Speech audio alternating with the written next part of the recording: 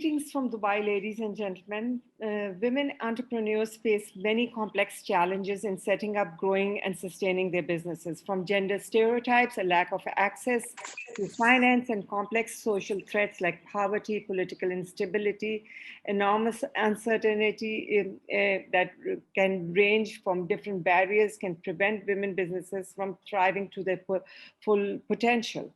It is particularly striking that the vast majority of women that we have surveyed have reported that the pandemic had a negative impact on their businesses, while nearly 4 in 10 reported that their business will or may have to close as a result. This is devastating news, not just for emerging markets, where approximately 30 to 37% of all SMEs are women-owned, but represents a very real threat for women entrepreneurs who rely on the income generated by their businesses. That's also in Asia, in particularly, that you start losing support from the family, on your inner circle. So to keep those wheels of income generation going becomes absolutely imperative. Ladies and gentlemen, today I'm delighted to introduce our special guests who play extremely important role in global economic growth to debate hot issues of transformation, in particular for tourism industry under the women leadership, as each one of them have conceived and founded 3 amazing organizations, businesses, which today touch and impact thousands of women around the world, who not only are an inspiration, but who have a strong finger on the pulse of a post-COVID business world. It gives me immense pleasure to introduce my friend, Dr. Nisha Abu Bakr, co-founder of World Women Tourism, based out of Singapore, Miss Julia Stark, president of European Women Association, and Julia and myself found ourselves through social media over a year ago, and Miss Somi Aryan, founder and managing director at FemPeak from UK. And I know Somi has millions of followers, and just on her LinkedIn profile, she's almost touching a million followers. So welcome, ladies. Could you please introduce yourself a little bit for our global audience, knowing who you are and what you are doing? I'll start with perhaps Nisha. Okay, thank you, Sumaira. Happy again to be on one of your shows. And I would say just begin by saying that I am a spirited campaigner of women's empowerment and gender equity. And typically I work with women professionals and entrepreneurs in the tourism industry who face challenges in accessing economic opportunities, resources, and networks for their trajectory. So I'm also a management consultant, a corporate trainer with more than 25 years of experience in the tourism and hospitality events industry. And as you have mentioned, I'm a co-founder of the World Women Tourism, and it's a network intelligence platform that provides opportunities for women in tourism to connect, grow, and flourish. So that's my background. Thank you, Nisha. Julia, tell us about your amazing organization. Thank you so much, Sumaira. Well, my name is Julia Stark. I'm based in Belgium. Quite rainy, by the way, in the last few days. It's been terrible. So I'm a bit jealous, Sumaira, of you being in a warm Dubai at this moment. Warm. Very warm, I heard. So, well, in the last decade, we've been running this organization, and the goal of this organization is to support small business owners, mainly women, to start and grow the business. And in the last 2 years, we have built European Women Association, which is actually a non-profit organization that's a network of networks, where we connect different organizations that support women in business, where we build business bridges between them to support them to grow internationally. And again, empowering women financially brings so many benefits to the community and the society in general. So very proud to have over 37 professional organizations joining our platform, and we are growing. And Sumaira, we are opening an office in Dubai in October, so I'm happy to see you again. Yes, thank you, Julia. Somi, I really want to hear from you. Thank you. Thanks for having me. So what's really fascinating, I guess, that today I can share with you is that I built an entirely new business during the pandemic. And we're going to talk a lot about how the pandemic has impacted women. Actually, in some ways, I always say that where there is difficulty, there's opportunity. So there are definitely opportunities for women during this time. So during this time, since last year around this time, I started FemPeak. FemPeak is a platform for women in business and technology. It's essentially an ecosystem to raise women's socioeconomic status, focused on raising women's socioeconomic status. And the way I started it initially as a think tank for women in business and technology, and I wanted to understand why women were not in the top tier of business and technology. Why is it that when we look at the top, level where decisions are made, where money is spent and the future of humanity is decided, women were absent? And that was the goal of FemPeak.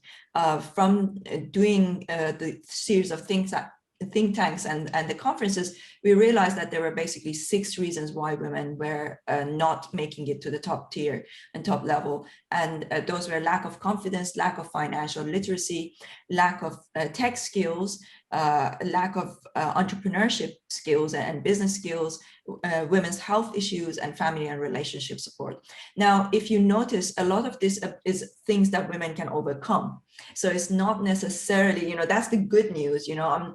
We always, I think, when we look at anything to do with women's issues, there's a lot of focus on what the government is doing or is not doing. But really, the goal of FemPeak is to empower women to say, you can take a stance, you can make a difference, and you can empower yourself, essentially.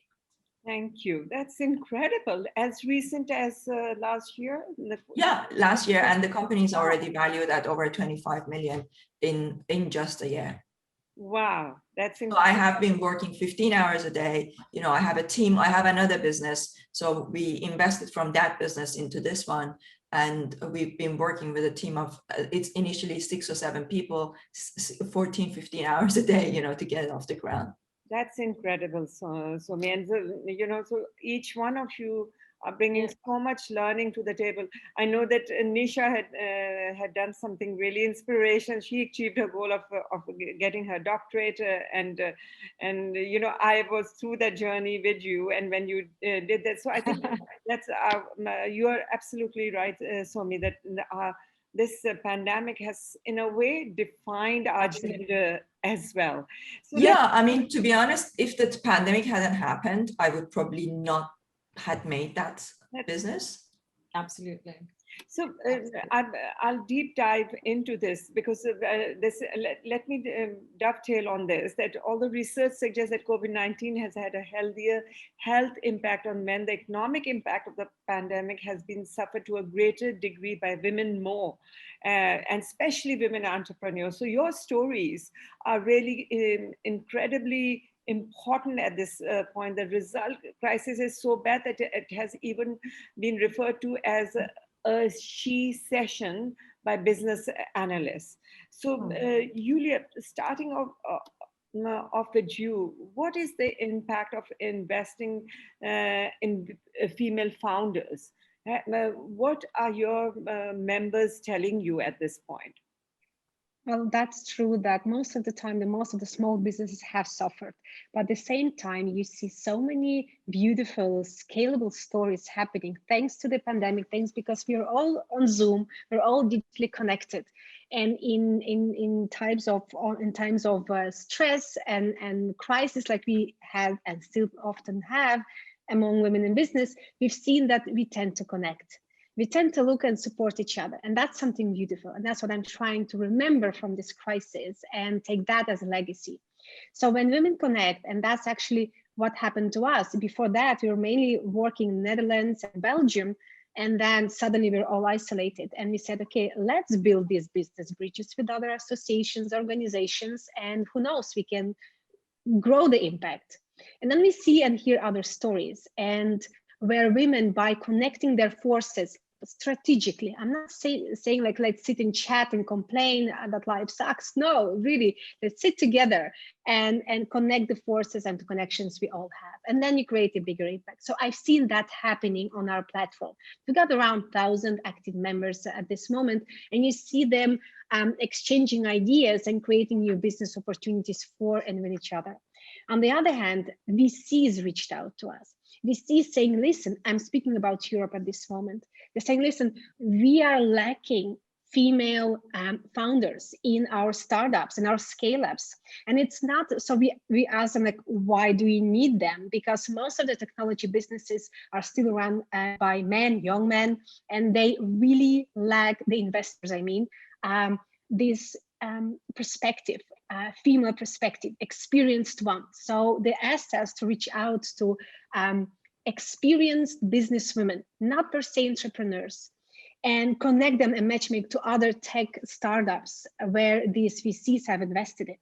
So soon we will see the benefits of the crisis, where they've seen that when you invest in female-owned businesses, they invest more sustainable.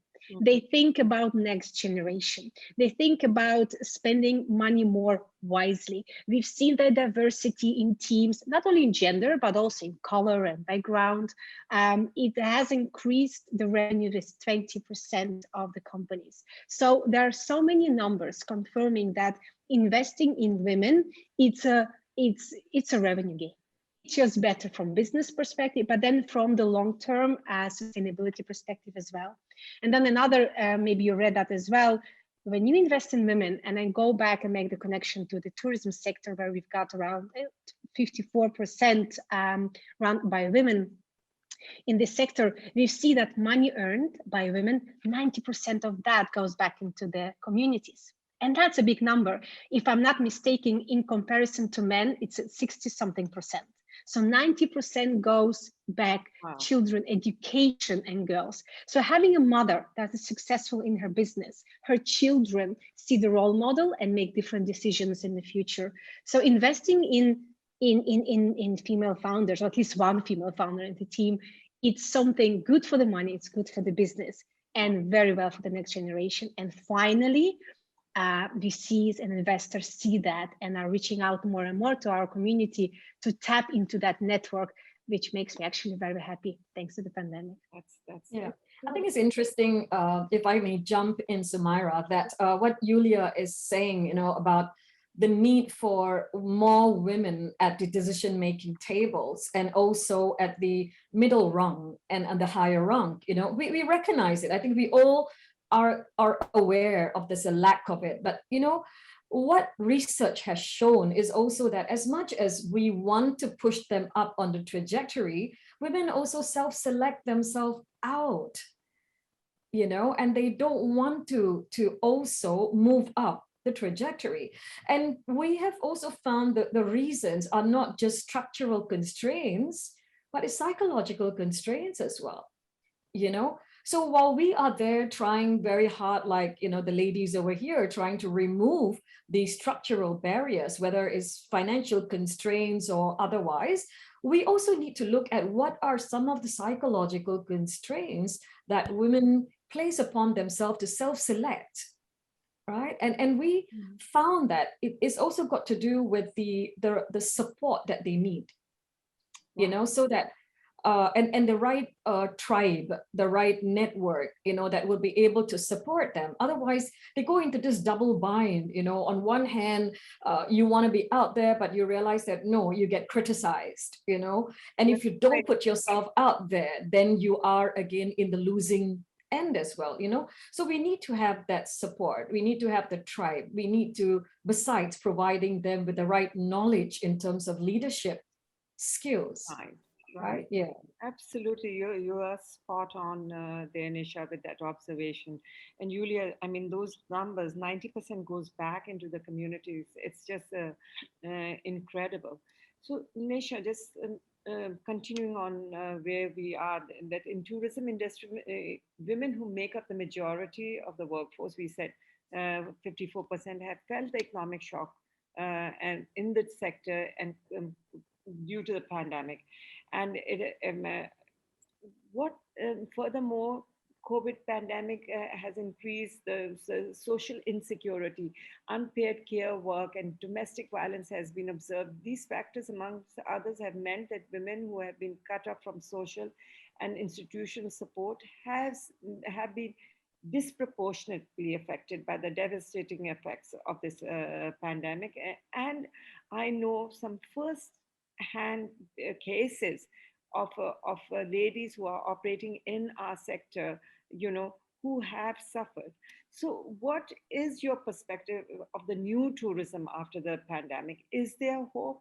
Because whilst we are talking about gender issues, and I know that that's very close to your heart, but you and I, we are directly from the tourism industry. We have a pulse on the finger. We engage with governments that how tourism can be a catalyst for change. So tell me, if you really believe that there is an opportunity in this new tourism world for us. Yeah, I think the problems are real, Sumaira, in the sense that the COVID-19 does have a regressive impact on women. And we are definitely going to see a widening gap. And if we don't address it, I think the gap is going to get even worse. Whatever work we have done, research has shown that we can regress.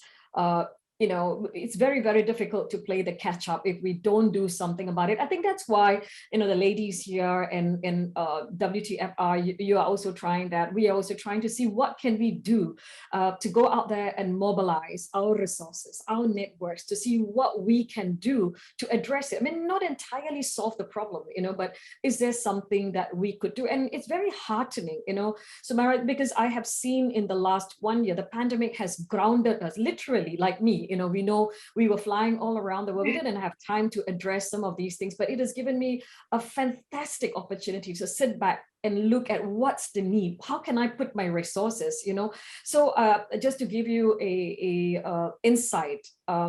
So because I am partly an academic and partly a practitioner. So I thought, why don't I make use of my resources and my networks to come up with a leadership program? Because to me, I honestly believe that, while we can remove the structural problems, but we also need to attend to some of the innate issues that women as leaders face, right? So we came up with a leadership program, which is non-Eurocentric, that is going to help in the non-Western markets, right? And so we developed the Asian Women Leadership Program, and we tried to put women in that program, right? So I would say that is lots of positive movements of women coming together, building the tribe. And I've never seen something like this before the pandemic. And many of what Sami has mentioned, many of the alliances and collaborations could only happen last year. So if you are looking at the She in Tourism platform that I started, it only started because I found people on LinkedIn who were like-minded, and we started this, and we started to offer webinars and training for women as tour guides or industry practitioners, right? So it gave us an opportunity. So that's one positive thing that I see, right? Trying to address some of the problems that the pandemic has created for us as women. But on the other hand, I'm also very positive about some things that I think is going to go in our favor. Mm-hmm. For example, we see a rise we anticipate a rise in wellness tourism. People are definitely going to get a lot more aware, and they want to go into experiencing wellness tourism. We are also going to see an increase in the number of people who may be interested in slow tourism, experiential tourism, and also sustainable forms of tourism, destinations which support local communities. And the beautiful part is, in all these three forms of tourism that I'm talking about, predominantly is women. Yeah. All right. So when it comes to wellness tourism, if you know that, we anchor the wellness tourism industry. When it comes to slow tourism, experiential tourism, local community-based tourism, women run the micro businesses. Home-based tourism and rural tourism, community-based tourism are anchored by women. And then when you look at, sustainable forms of tourism, right, many of it is also run by women. So I feel that if we know how to be very strategic and intelligent about some of the new forms of tourism that's going to arrive, I think we would prepare ourselves, gain a lot more awareness about this particular market, train our people to be able to be ready when the market actually picks up, and also position. Branding is very important. So whether destinations or hoteliers or resorts or local communities begin to position themselves in an appropriate manner, I think we will be able to appeal to the hearts of some of these, travelers who are going to be very discerning about where they want to go and what they experience. Right. Wow. You really hit the nail on the head here, Nisha. Thank you so much, because I myself, I'm experiencing that people are coming in and asking me constantly, what are the trends, what are the trends unfolding out of this pandemic, and immersive tourism, wellness, slow tourism, rural. Of course, these are some of the key trends, but you are so right that I didn't see it this way till now, that a lot of it is being not just being pushed by women entrepreneurs, but women travelers as well, right? Because I've seen an upsurge that now wherever destinations are opening up, small groups of women, friends are getting together to travel, and they are overcoming the quarantines, trying to put things together, working with small operators on the ground, to guide them, so that, and trying to go to the to places more far flung than they have done before. So this is an emerging trend, and so it's not just women entrepreneurs, but women travelers also who are encouraging and enforcing this. I think the pandemic, like, how we are, like girls, we need to stick together, and we need to meet, even if we meet for a cup of coffee, it gives us that fuel to carry on. And I think the pandemic separated that and broke that trend. And now, as soon as the opportunities are rising, I'm seeing it in my inner circles. Friends are picking up the phone and saying, we need to take a trip, even if it's just to a spa, if it's a local spa, or just traveling by road, or staycations, or domestic, not necessarily getting on the flight, but there is that connectivity, that need to connect. And that's and I guess that's the pattern we are talking about here. So moving on, Somi, Yes. as you said, the future is about digital empowerment of the economies of the world. Okay, and women account for more than half of the European population, but only about 17% of the ICT specialists are women. The active participation is crucial, of course, in order to shape and sustain a fair and equitable digital economy and society. Your example is just incredible. So how do women entrepreneurs apply digital transformation to their businesses? Why is it so essential? Yeah, it's super important, because we are now in this century, 21st century, we are at a point where we are merging with technology. Look at, like, when I look at myself, like now I'm wearing a ring that tracks everything I do, the way I sleep. It tells me, it can even tell me if I ate too late last night. I wake up in the morning and sends me a message on my phone and says, like, it looks like you ate too late last night, your heart rate slowed down, too late. So we are at this level of integration with technology, and all of these is this is mostly being driven by men. Women are completely, well, like 90%, they're completely out of the this equation. For example, last year, only 2% of venture capital in America went to female founders. So companies that are only female founders. When you look at where the money is flowing, it's in technology, right? And all of these technologies are being developed without a female perspective. So it's really important that women, step up. And Nisha mentioned something really important. She said that a lot of times we see that women don't want to. And the way that, and we're finding that, like, we are really struggling to get women to come to our events that are about technology and finance. Every time we have events about finance and technology, the audience attendance is like literally maybe a quarter, right? And this is despite the fact that we're sugarcoating it and we're trying to like make it as accessible as possible. We're removing the word technology, we are tricking them into like coming there and then like, this is about technology. And it's just been so challenging to get women interested in. Why are we so much afraid of boardrooms, Yes. numbers So and technology. These are yeah, the so I'll explain. So basically, historically, there's been a lack of flow of data to women and about women. We call it the female data gap, right? So it's like, because if you think about it, going back to historically, hundreds of years ago, thousands of years ago, the women have been having to stay home, to look after the kids. The men have been going out and creating. What is technology? When you think about technology, what is technology? Technology is the name that we give to a set of tools and techniques that enhance our lives. And men have been at the forefront of that because, they've been having to go out, they've been having to collaborate with each other, and they have created a network of knowledge.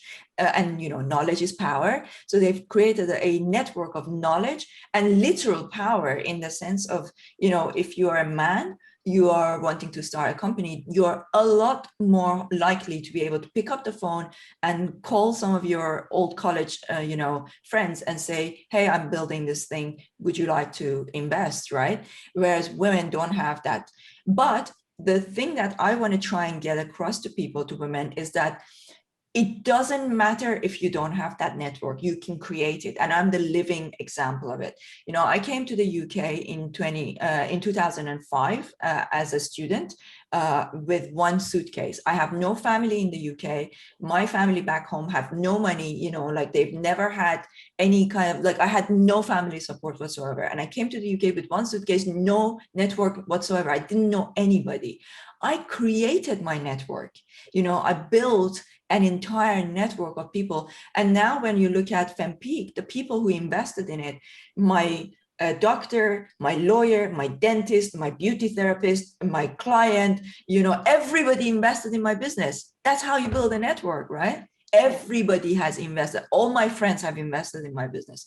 So you can build a network. It's really important. So one of the things that we are doing on our platform is to empower women to create their own network, and also, of course, women supporting women. Yeah, and I think we are. So here's my take on this, Somi. We are very good at creating networks, but we are not able to utilize or milk those networks. To monetize it. Yes, you're right. So you're not actually, good at it. but actually, yeah, that's the kind of thing we are trying to teach, right? Because it's like, what did it take for me to talk to my, my doctor and say, I literally, like today, for example, I had done a aging test, like a glycogenate test to find out my biological age, because I was thinking I'm working so many long hours, I want to make sure. So I had a meeting with the company where I did the test, and they were explaining my test results to me. And they said, like, your test results are amazing. Like your biological age is 12 years younger. What are you doing? I said, well, actually, I'm working 15 hours a day, but I'm taking all these supplements. And then they said, so what is it that you're doing that you're working for 15 hours a day? Lo and behold, they are becoming a sponsor of my company now. Like, this is how you build, right? This is like, I go like to get my Botox, right? And I'm talking to the lady about it, and I'm so passionate about what I'm doing. And she's like, I need to invest in your company. I'm like, yeah, you need to invest in my company. And that's how it happens. So we need to be able to have the courage to ask, to say, and most of the time, I don't even ask. People ask me, people are like, literally, like, people contact me on LinkedIn and they're like, Somi, I see you're building FemPeak. Are you raising investment? Can I invest? So it's important. Ideal, perfect situation to be at, but thank you, Femi, for that. But Julia, just going back to your network, okay, because you've been basically in this field for some time, and your organization has been churning out all kind of learning and development for women. But how do you see the mood in Europe? How are you supporting the women in businesses? Because I heard that you actually help raise finances. That's if that's what you mentioned earlier. Tell us, what's your business model? I mean, if there was a woman entrepreneur and if she was to join your organization, how would you assist? and on a very Yeah. granular level. Yeah, thank you. Well, first of all, you're right, Samara, like what Somi just said, that's a beautiful situation. And often it's um, it's the personality. Your personality plays a very important role in fundraising, in promoting, in doing business in general. And some people are not the type of being outgoing and confident, because I think Somi said in the beginning, one of the 6 reasons is not being confident. And that's true. There are so many different research is showing that the reason why women are not growing and scaling their businesses is because of the confidence issue. Well, yes, there is history, so it's true. And the same what Dr. Nisha said, that we often don't want to grow and scale and raise capital. First of all, because we're not confident, and secondly, we've got kids, and sometimes you have to make a choice. Do I want to like spend 15, 18 hours in the office with my boss, which maybe I don't like, and I'm missing out on the growing up of the kids. So there are different aspects to it. It's not as black and white as sometimes it's being said. Exactly how we try to support. So yes, it's an ecosystem of different players who support women in business. But again, business angels, VCs are playing a very important role in this support. Meaning giving access for them to these interesting projects, is that the first thing. Secondly, helping them to pitch correctly. We recently, two almost 3 months ago, did a workshop with a fund manager of one of the largest Latin American investment funds in Mexico. And I asked him, like, Israel, can you please like explain, like from your female perspective, how do we women pitch for money? What are we doing sometimes wrong? Because there is also research saying that women are asked different questions than men, much more harder. So he said, okay, that's the reality. So you can fight against, or you just can anticipate. So he would give us a series of trainings. How do you anticipate? How do you prepare? How do you think like a male investor? What is the way of thinking and the history behind it? So that's why it was very interesting for us and female founders to understand the way of thinking. So collaborating with business angels communities helped us a lot. Male, most of the time they are male, helped us to understand how they think and prepare ourselves better. So that's what we are doing. We're doing this matchmaking. On the other hand, to be honest, in the last year, we've been also doing other projects on much more larger scale, where people would approach our organizations because they are looking for to buy in some, for example, just a recent one was chicken. So like we are buying a large amount of chicken. We cannot find it in our network. And because my roots are Eastern European, my mom is Ukrainian, my dad is Russian, we still have the network in Eastern Europe. So having the network of producers, the right producers, and many of them are female that I know personally, also helps, like tapping into your network and referring to the right person, which is by coincidence also a woman. And at the end, it's about the results. It's about the pricing and delivery of it. So we may not be as black as white and think like, okay, if it's a woman, then it's a good investment opportunity. I'm not saying that, but by using our network and pushing some of the women that want to be pushed forward and supported, that's the thing we can practically do. So joining community, especially, for example, if you are based in Dubai and you're looking for contacts and support in Europe, this is where we come in. But us opening an office in Dubai in October and collaborating with local partners helps the other way around, because we have a wrong perspective of women in Saudi Arabia or in UAE. So by actually changing that image helps, again, women to collaborate better and closer. So that's how we are doing it practically. And there are so many ways to do so, from workshop and trainings. In our case, it's often business matchmaking. Matchmaking. So that's the key formula that you are applying. Okay. Yeah. So Nisha, you could you share with us how your organization, what are the key fundamentals that you are tapping in? I know you've talked about some training, but is there any specific growth area, that the one target area or aspect that you are in particularly focused upon? Yeah.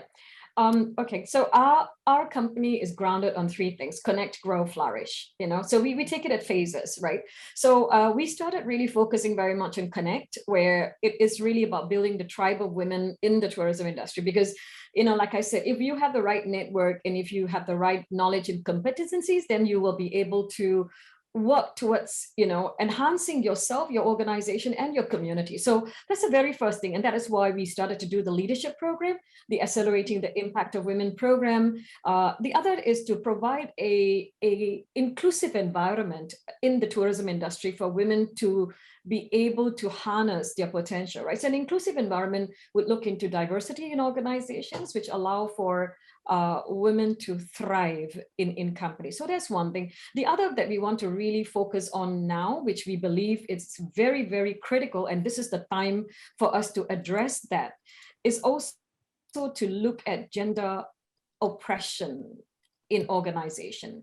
And we want to move towards a zero tolerance in organizations for and against gender oppression. And that does not just look at sexual harassment in our industry. As you know, Sumaira, this is scary, but it's so prevalent in our industry and nobody wants to talk about that. There's so little research supporting sexual harassment, violence, and discrimination against women, so much so that the industry is not looked upon as a desirable industry. People just want to do it for a bit and they want to get out of it. So we want to look at what we could do to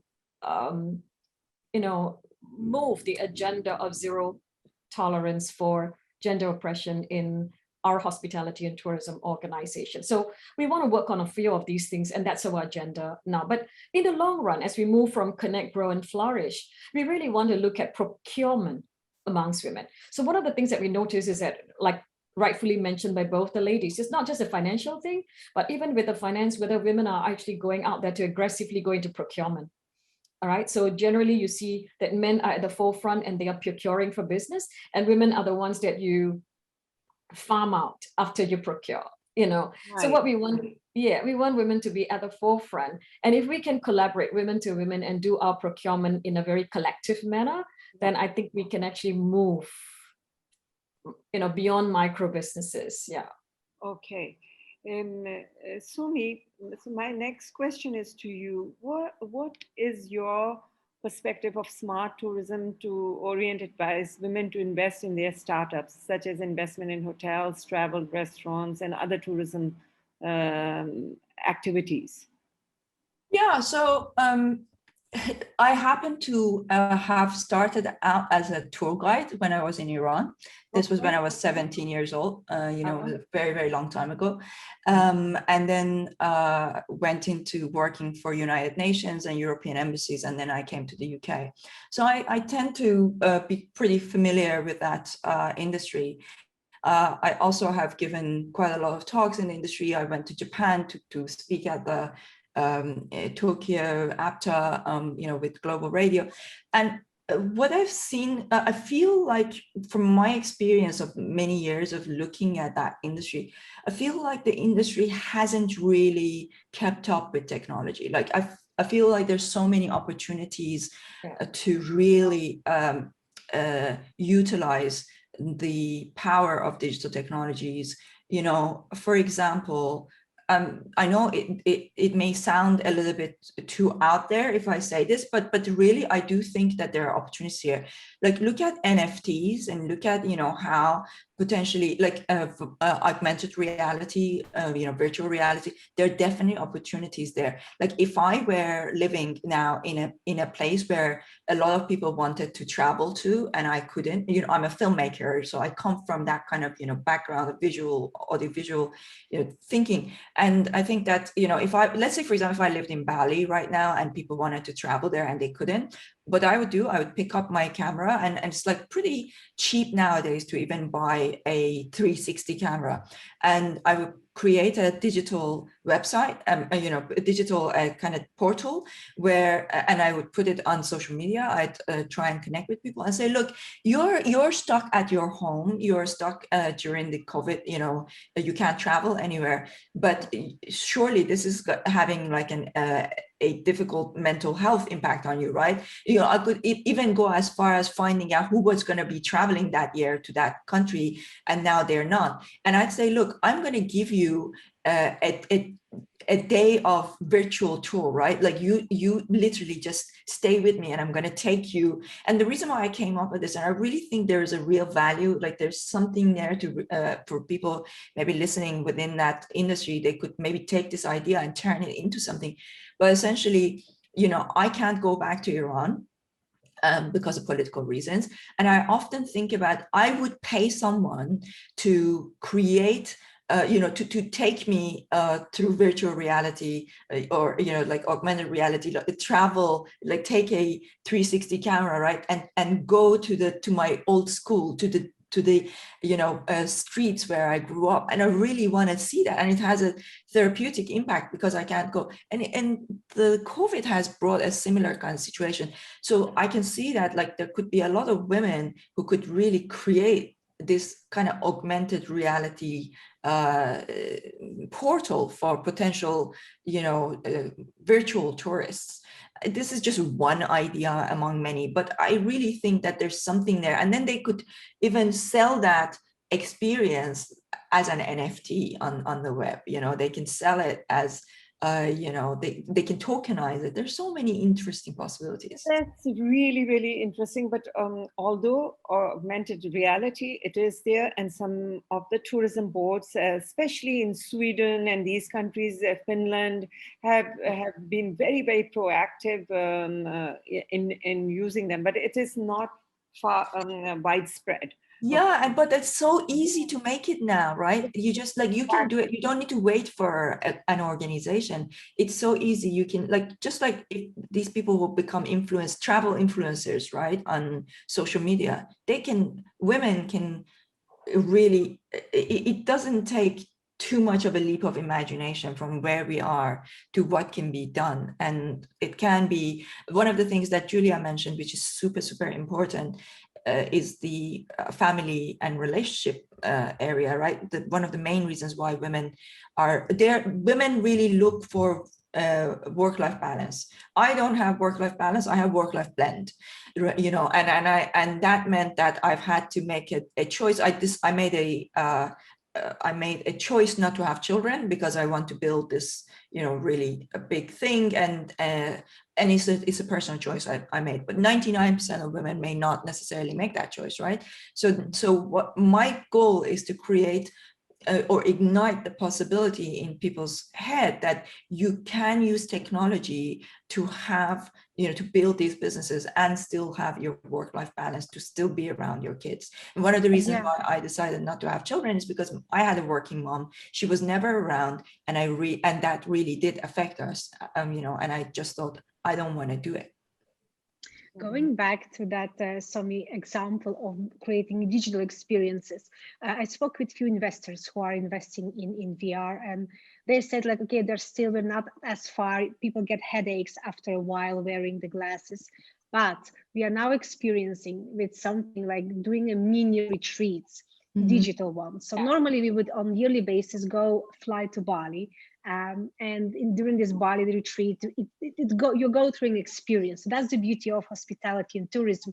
It's so many senses are activated. So you cannot really copy it by technology because it's the smell, it's the waves, it's everything. We are not there yet in technological perspective, but we're now testing something out.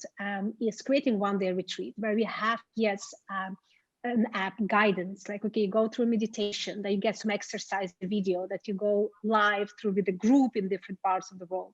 So it is a one-day retreat, but then you're taught something, your mind is triggered. There is an experience box that you're getting where you've got the senses, or you've got some kind of music, food, chocolate, whatever you need to ground yourself.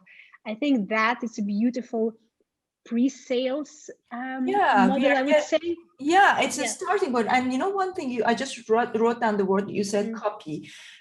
One of the things that's really important in recreating digital experiences is that we need to get away from trying to exactly copy the real thing, right? We need to create a new experience. Something that you would like, because you know what you are going to find, like for example, during the COVID, as I created this platform, I found that there's things that I can do here that I can't do in real life. You know, just the way that you bring people from different time zones, different, you know, that gives you a kind of freedom. So none of them is, or neither of them is better than the other. It's just like we're creating completely new. But yes, that's a step in the right direction. Yeah, I just want to add on something here. You know, coincidentally, I was talking to somebody who runs a female network on Facebook. You know, it's called Solo Female Traveler Club, which has got 100,000 people at the moment. You know, and in this dialogue, one of the things that we were talking about is that, yes, I think we can develop new product, we can use AI, we can use technology, but I think one of the very important thing is to use intelligence to work in our favor. When I say intelligence, use data. You know, use statistics and research that is out there to show, okay, where do the women travelers want to go in the pandemic or post-pandemic? You know, what experiences are they looking at, whether it's solo female or girlfriend getaways or whatever, you know? I think one of the mistakes that people make is that, you know, they just go and develop products without having it being grounded, or these grounded on knowledge and data. I think that's really important. And if we can do that, you know, and rightfully said by the person I was interviewing, is that, you know, men may find it very difficult to understand the psyche of women, you know, and we are there. If we have the right intelligence and data, I think we are so close to developing products that are so niche that it is very difficult for maybe, you know, men to develop, right? So I think this is something that has to be reiterated in our industry. Go gather the right intelligence information, because there's so many women's summit where we have dialogues, right? And this kind of a talk, listen to it, you know, go and gather these research, whether you're buying it or whether it's free of charge, go get it through your networks, you know, and then make your decisions and your product ideas based on that, not random. Nisha, I couldn't agree with you more. I have to add something there. You know, one of the things that, because I run a marketing agency, and that's the reason why I've been so successful in building FemPeak, because I brought all of my, you know, resources from there. And one of the things that I've always been saying to people when I go to give talks on marketing is, don't create a product and then go market it. First, build an audience. Listen to that audience, figure out what they want. That's what we're doing with, you know, that. For example, we didn't know those 6 areas. We figured it out through doing those, you know, those think tank sessions, right? So there is a real, as I said, data gap when it comes to women. The data gap is even bigger than any other area. And so that's why it's so important to listen, right? Social listening. That's incredible, ladies. I think we need a retreat. we need a retreat. I'm so inspired listening to you, because you know, we are personally, we are all at different points in our lives, and whilst we are very strong women leaders, the pandemic has had impacted us as well in many ways, and sometimes we don't want to talk about it or reveal, but we are very vulnerable ourselves as well. So just and I'm the first one to raise my hand, because Yulia knows I was in Canada. I was stuck there for nearly 10-11 months, couldn't travel anywhere, and I was separated from my family, from my husband for that period. But that period really molded me, you know. But I just, you know, we are now at the end of the session, okay? Believe it or not, but we've just completed an hour. We're talking. Really? But it's been so inspirational listening to you, to all 3 of you. But I just want us to, maybe one key message, and I know it sounds very cliche and all of that, but you're from your personal experience, that one area of strength that we can all pull into. I'll start with myself, because I'm a woman entrepreneur, like as well, like yourselves. And I think one of the key areas that I've had a blockage is that hesitation not to rock the apple cart, and that has been my biggest fault. When I look at self-criticism and all of that need to satisfy and please at least the inner circle, not if everybody. I can be very strong to the world, but when it comes to your inner circle, you are constantly checking that is everybody is okay with an idea, is okay with this thing. And in that process, I've also seen that through the work colleagues, male colleagues, I've had in the past female as well. So there's a level of abuse, and that abuse is that they will abuse you emotionally. Yeah. And it can drain you emotionally. So for me, I think the one area that we can all try to overcome is this personal block and internal hesitation, to create that silence in your minds, because we have these voices that talk to us. And if we can overcome that, I think is a key barrier that you can overcome. And then comes in the confidence, comes in everything else. You can hinge onto that. So, but just one key message, Nisha, starting with you. Yeah. I think for me, the key message would be, from what you see is many women become intentionally invisible. They want to be invisible. They don't want to be seen. I think we fear our success more than anything else. And one of the things I've learned is that be intentionally visible. Brand yourself, position yourself. I don't think there could be a bigger brand than you, whether it is to go solicit a business or to go and put an idea or, go into collaborations. I think you are your brand. If you don't position yourself, then people are not going to come into your business or going to invest in your ideas, right?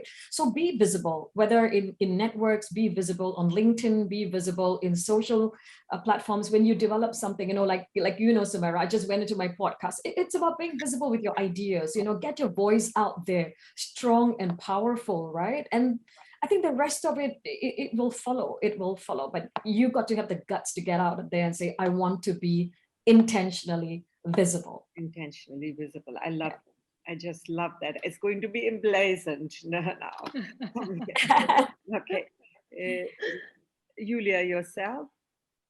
Well, I would say no more often and focus on your bigger vision. What I've seen, me included, by the way, girls, I would say so often yes to opportunities, so-called opportunities, where in a way you want to help someone. Well, it doesn't hurt to be more visible, you think. But again, from a marketing perspective, the core message gets watered down. And say no to things that don't add value to your bigger picture, to your business, I would say. So be selective. Yes, be very selective and focus, and say yes, of course, to all those things that boost your brand, personal or your business brand, that bring you more opportunities. So be more strategic in this case, and then you'll see suddenly you have so much more time, so much more clarity. Because when we did that last poll in our community, one of the top 3 challenges was not being clear, lack of clarity. Right. What's next? What do? I feel lost. So you can create much more space in your head and your mind by saying more often, be more selective, and focus on the bigger picture, yours. Okay. Swami, give it. So, well, yeah. So you guys mentioned everything. So I was going to talk about be prolific over perfect, be fast, just get out there. But you said that, and Julia said everything that I wanted to say, all of you guys. But the one thing I would say is embrace technology and educate yourself on everything to do with finance, right? Like money and technology, these 2 things, think big when it comes to these things. Don't think about how do I just solve my problem with technology now. Think big. Technology is here to stay, and women need to have a say in it. We shouldn't be the passive observers. We need to be active participants. Right. That's That would be a great. very, very strong message, Somi. And you know, I'm really glad that we've had that talk, because there is a lot of self-learning for us also through this. You know, we are constantly, we are sponging off, you know, from each other. But was the key objective of this talk today, was that how do we cross the barriers? How do we become this, you know, more proactively engaged in finance and digitization, and how can we belong and make ourselves heard? If we have made it to the boardrooms, how do we make ourselves heard in these boardrooms, you know? Yeah. Because invariably the situation with these boardrooms is that you are still outnumbered. And even if you, but I've also seen a situation when you can have two or three, and I think, Nisha, I've spoken about it before as well in some of your sessions, that it's women cutting women, you know, sometimes as well. It's women coming in the way of women, or they will not allow the other woman to grow up. And we have this, all these very strong emotions that we've been blessed with, you know, and jealousy and But that needs to stop, right? There's just no time for it. There's just no time for it. You know, people come to me and say, "Oh, there's this other platform that is doing something with to do women." I'm like, "Great, put me in touch with them. Let's collaborate." Yeah, like why not? The world is big enough. That's right. Incredible, incredible. And hopefully we all collaborate, we all support one another from here. That's what we are taking from this session. And as I mentioned earlier, that it will be played in Indonesia, you know, for a very important session, but we will also be doing a town hall, and we will send you the link for this thing.